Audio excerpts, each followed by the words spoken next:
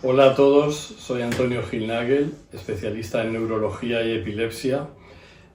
Creo que estos vídeos los veis muchos pacientes nuestros, así que vais a conocer ya mucho de lo que voy a hablar. Porque hoy lo que quería contaros es qué debemos saber cuando nos diagnostican epilepsia. Con mucha frecuencia el diagnóstico de epilepsia conlleva una idea muy equivocada de lo que viene por delante. La mayoría de las epilepsias son enfermedades benignas, pero de entrada ese diagnóstico cae sobre la gente como si fuese a ser un problema que les va a condicionar toda su vida. Y no tiene por qué ser así. Pero hay ciertas cosas que sí debéis conocer cuando se os hace este diagnóstico. Lo primero es qué tipo de epilepsia padecéis.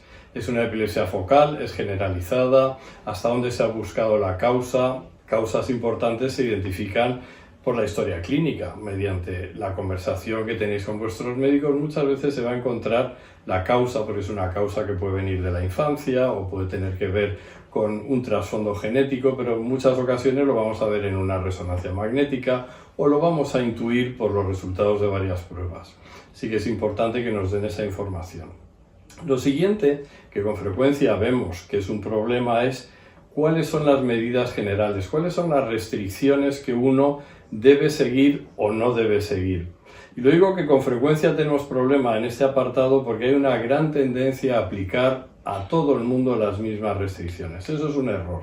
Cada uno tiene su epilepsia, tiene sus condicionantes y es bueno que vuestros médicos os expliquen qué cosas os pueden influir en una peor evolución de la epilepsia y cuáles no os tienen que influir. Por ejemplo, la luz intermitente. Casi todas las personas piensan que su epilepsia, la luz intermitente, les puede causar crisis y no es así. De hecho, no son más de un 2, un 3% de las epilepsias las que están inducidas por luz intermitente. Es decir, lo más probable es que en vuestro caso no influya. Pero si es así, también hay medidas para evitar que la luz nos afecte mucho, como cerrar un ojo cuando estamos encendiendo la televisión ante ciertas circunstancias donde esa luz es más potente. Así que es un tema a aclarar con los neurólogos en el momento del diagnóstico.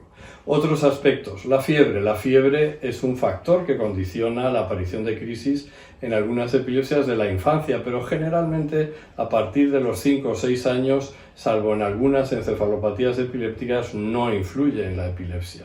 Y de hecho, en los adultos y sobre todo aquellas epilepsias que se diagnostican en la edad adulta, la fiebre no es un factor que cause crisis epilépticas en la inmensa mayoría de los casos. Sin embargo, hay ciertas situaciones que muchas veces se pasan por alto y que pueden influir en las crisis. Por ejemplo, ese momento que uno vuelve del trabajo y está relajado en el sofá, tranquilo. Hay muchas epilepsias, sobre todo de adultos, que es ahí cuando ocurren las crisis epilépticas, ese periodo de tiempo que llamamos de vigilia, porque estamos despiertos, inactiva, porque no estamos haciendo nada, tenemos el cerebro un poquito pensando en lo que le da la gana, sin estar centrado en nada en concreto. Otras veces el estrés, el alcohol, se atribuye mucho la aparición de crisis a ellos y en cada caso de estos hay que individualizar. En concreto, el estrés. Es imposible una vida sin estrés y la gente con epilepsia tiene que sufrir o tiene que estar preparada para que ciertos factores estresantes, como son el tener que entregar un trabajo, el tener una noticia que no es agradable, poder manejarlos y la mayoría de las ocasiones se pueden manejar sin problema. ¿Cuál es el estrés malo? Es el estrés crónico, ese de los conflictos no resueltos, esas historias que se quedan enquistadas y que no hemos conseguido resolver y que van produciendo, como todos sabéis, aumento de corticoides, en fin, una serie de cambios bioquímicos que afectan en general a todo nuestro sistema, incluido el sistema inmunológico, y también pueden influir negativamente en la epilepsia. Por otro lado, otras recomendaciones que tenemos que valorar es qué hacer en ciertas condiciones. Con la medicación, ¿debe ser tomada exactamente a la misma hora?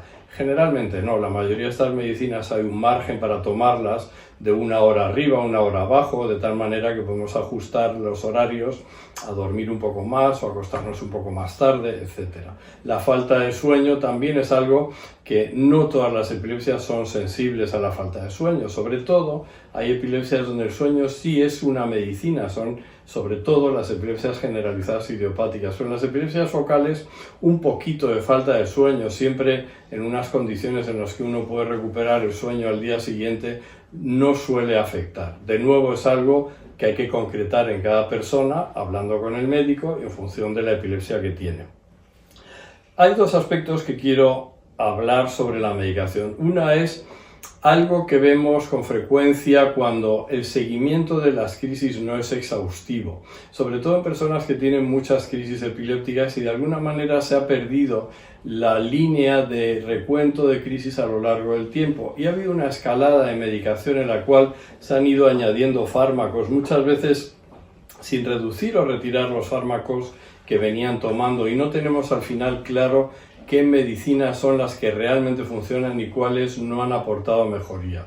Por eso recomiendo que llevéis siempre un pequeño diario, no tiene que ser exhaustivo, sobre cómo han ido las crisis evolucionando a lo largo de la enfermedad. Esto es muy importante si nos encontramos con esa desafortunada situación de una epilepsia refractaria que no se controla con medicación, donde a veces hay que ajustarse a los fármacos que mejor funcionan, sabiendo que tampoco han sido excesivamente, no han conseguido el control completo de las crisis. Por lo tanto, es bueno llevar este calendario de crisis de una manera sin que sea de una forma que nos impide estar todo el día haciendo lo que queremos hacer y que no tengamos que apuntar cada día, pero a lo mejor cada semana. Y por último, ¿cuándo retirar la medicación? Es cierto que los médicos a veces somos muy dogmáticos y hablamos de que a los 5 años sin crisis o 3 años en algunas condiciones se puede o se debe, dicen algunos, retirar la medicación. Esto no es del todo así. Cada persona de nuevo es diferente. Hay gente que a lo mejor retirar la medicación en el momento en el que se está planteando no es lo más correcto, pues porque están iniciando un nuevo trabajo donde tienen que demostrar que son válidos, donde a partir de ahí se va a conseguir el tener una plaza fija, etcétera, o dependen mucho del automóvil, y desde luego todo cambio, toda retirada de medicación, por muy bien que la hagamos, siempre asumimos un riesgo que será mayor o menor que las crisis vuelvan a ocurrir. Por lo tanto, hay que individualizar también en la retirada de la medicación. Así que, como resumen, hay que individualizar. No existe una epilepsia, cada persona tiene un tipo de epilepsia, la vive de una manera diferente y tiene unos condicionantes personales y sociales que nos tienen que llevar a hacer un tratamiento y una evolución y seguimiento a la medida de cada uno. Muchísimas gracias, espero que esto le haya ayudado a alguien.